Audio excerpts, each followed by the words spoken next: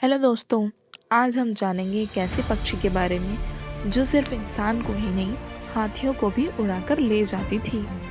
ये है हाथी को उड़ा ले जाने वाली चुंगल चिड़िया।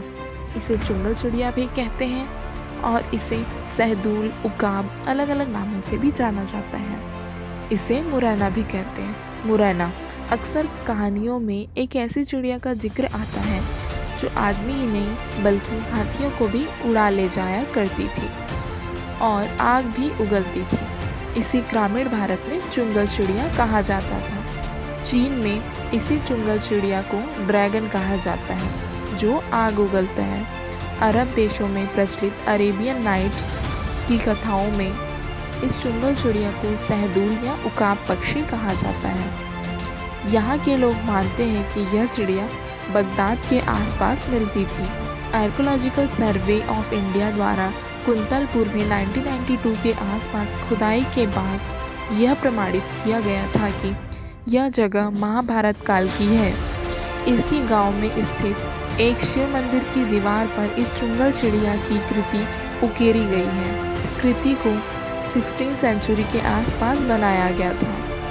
इस कृति में चीन के ड्रैगन की ही तरह चुंगल चिड़िया दिखती है जो एक साथ 7 हाथियों को अपने पंजे और कटीले पंखों में उलझाकर उड़ाते हुए ले जा रही है। इस चुंगल चिड़िया की चाइना के ड्रैगन स्वरूप में मिली प्रतिकृति से साबित होता है कि चाइना के इस ड्रैगन का स्वरूप आज से 400 साल पहले ही भारत में प्रचलित था।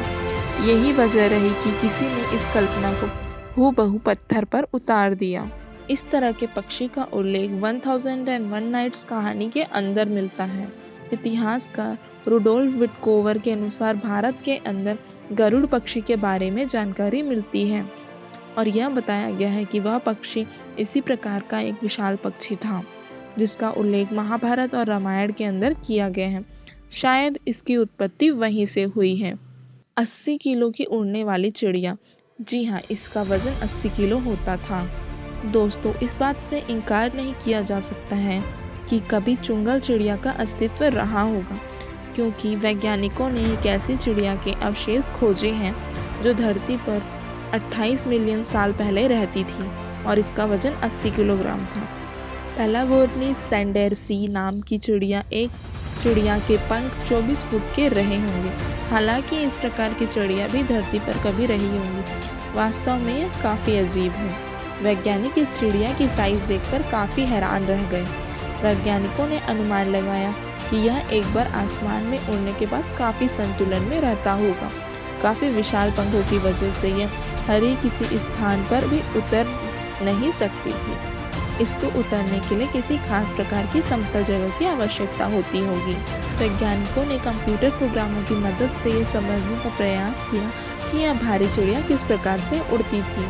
विशाल समुद्री पक्षी का एक विलुप्त समूह माना जाता है कि पेलिकन और सारस के पूर्वज हैं। रिसर्चकर्ताओं को इस विशाल चिड़िया के पंख मिले और इसकी खोपड़ी भी मिली है।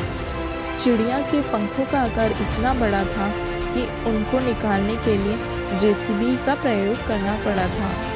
इसकी कागज, पतली खोखली हड्डियाँ, टेढ़ी मेढ़ी टांगें और पंखों की आकृति में इसे आज उड़ने वाले पक्षियों के समान बना दिया है। डायनासोर के मरने के बाद लेकिन क्षेत्र में पहले मनुष्यों के आने से बहुत पहले इस धरती पर निवास करता था। माना जाता है कि खुले महासागर के ऊपर यह मीलों तक की ऊंचाई पर चढ़ने में सक्षम थी।